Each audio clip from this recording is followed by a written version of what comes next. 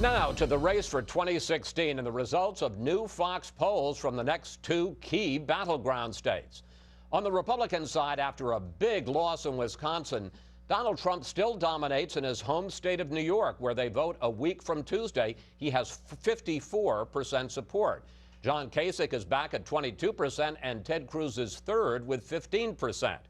Trump also has a commanding lead in Pennsylvania, the biggest delegate prize of the 5 states voting April 26th.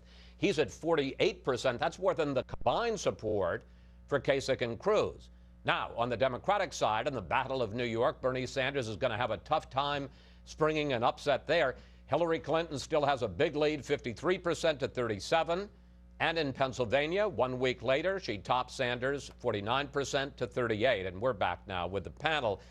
Well, after Ted Cruz won big in Wisconsin this last week, Donald Trump finally retooled his campaign, bringing in Paul Manafort, who's been working for Republican presidential candidates since Gerald Ford all the way back in 1976. Karl, is Trump making the right move, bringing in some experience, and do you think it's enough to make a difference in the rest of this race? Yeah, it's the right move, but it's probably months, if not over a year late. We have two processes. You apportion the delegates by primaries and caucuses. You select the delegates by district conventions and state conventions.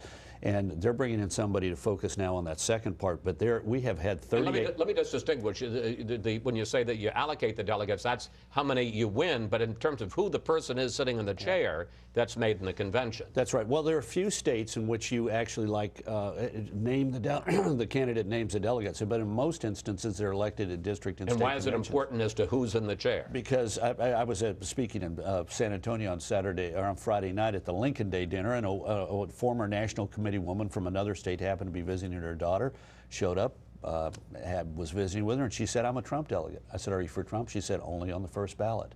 And the people, a lot of the delegates we know. In South Carolina, for example, over the weekend, they started electing delegates. There was a Rubio delegate elected as one of the unbound delegates from the state of South Carolina. I don't think she's likely to be voting for Trump. So we're likely to see this process play out where they are behind, the Trump campaign is behind the 8 ball. They don't have state chairmen. They don't have people organizing those district and state convention. And is there enough time between now and July to? Well, a lot of those contests they've virtually all of them begun now, and you can't do this overnight because you're talking about literally thousands upon thousands of delegates to the state convention. In Texas, we have 14,000 state convention delegates who are going to elect the delegates who represent those people. Now, as we said, New York is the next big battleground, and that's where they're campaigning now. And Trump is going to every length he can to remind voters in New York about Cruz's attack on him back in Iowa about his, quote, New York values.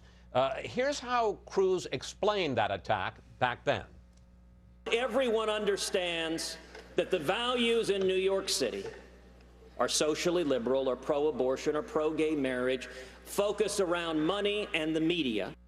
But now that he's actually campaigning in New York, Cruz is explaining things a bit differently. Here he is. They're the values of liberal Democratic politicians like Andrew Cuomo, like Anthony Weiner, all of whom Donald Trump has supported, given tens of thousands of dollars throughout the years. George, how big a problem do you think talking about New York values in a disdainful way, how much of a problem is that for Cruz when he's campaigning in New York?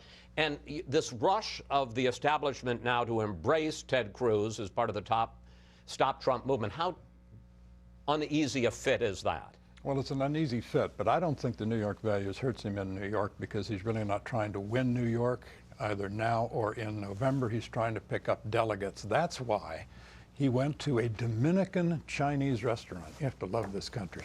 Dominican Chinese restaurant in the most Democratic district in the country, in the Bronx, where Mitt Romney got 3% of the vote last time. Why did he go there? Because each of the 27 districts in New York, congressional districts, gets 3 delegates. And he can pick up delegates along the way and hold Mr. Trump below 75 delegates perhaps and have a success. Now about New York values. He was not saying New York firemen are any less brave than New Mexico firemen. That's not the point. 9/11 is not the point. He was saying, I'm campaigning in a city which last September the city council voted to honor Ethel Rosenberg, the traitor who, with her husband Julius, sold out the United States secret to Stalin. This is a city in which the mayor has spent part of his youth working for the Sandinistas. There are New York political values, and they're not shared by the rest of the country. Do you buy that, Ann, that when he was talking about New York values, he was talking about Mayor de Blasio, when he was talking in the heartland of Iowa? Well, yes, to a large degree. I mean, I think he was talking about New York City and the concentration of liberal politicians and liberal sentiment there. Upstate New York is a very different place. I'm from Rochester. It's a pretty Republican town, as is much of But he also talked about money in the media. Yes, and I think that plays well outside New York, maybe not as well in upstate New York as attacks on New York City do. But attacks on New York City play great in upstate.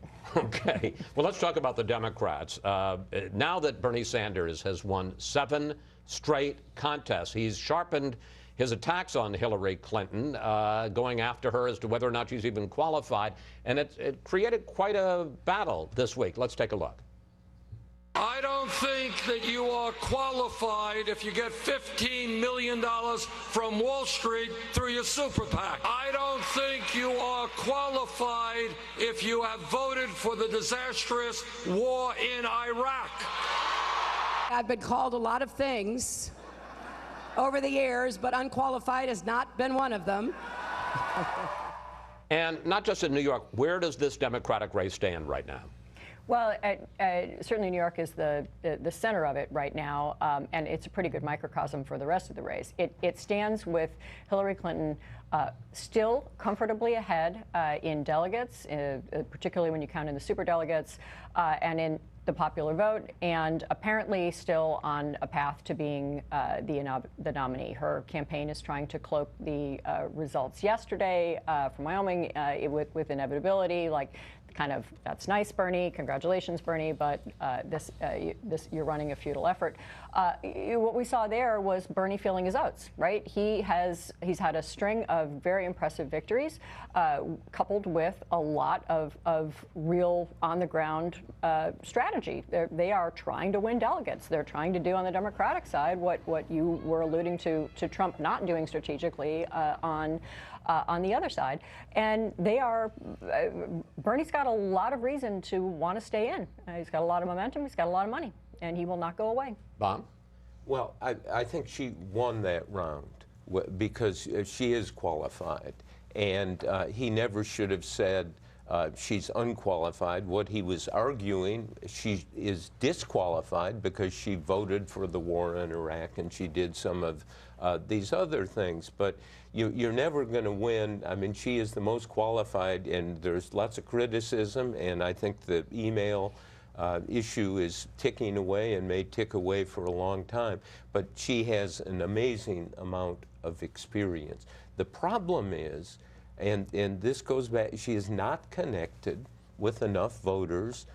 People repeatedly say they think she's dishonest, she's not talking to them straight, and I think at some point, particularly on the email issue, she's got to come out and kind of say, look, I'm going to answer all the questions, I'm going to tell you exactly what happened, and not look at this as some sort of legal battle. It is a political battle. It is a public relations battle. Now, I think all the inclinations she has and her lawyers have don't do that. But I think that's a lingering problem. You talk about her and continuing vulnerabilities. I want to put up some numbers from the Wisconsin exit polls from last Tuesday, which are pretty alarming if you're in the Clinton camp. Among voters under 45, Sanders beat Clinton 73% to 26. Among independents, Sanders beat her 72 to 28.